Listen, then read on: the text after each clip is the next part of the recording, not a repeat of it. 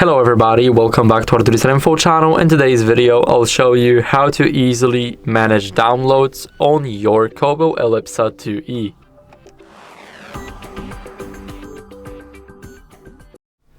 So first, what we need to do is we need to go over to settings and here go to manage downloads.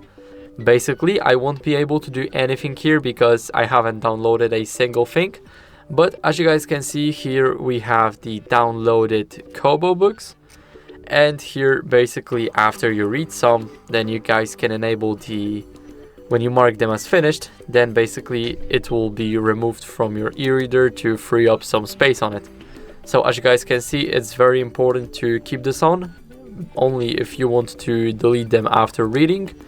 And here we can basically manage the important items, the downloaded previews and downloaded Google Drive books, the Dropbox books and the KOBO books as default.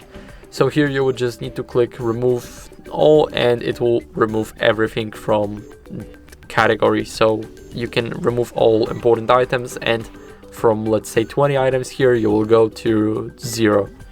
So that's it. I hope this video helped you, and if it did, then leave a like, sub and a comment, and I'll see you in the next one.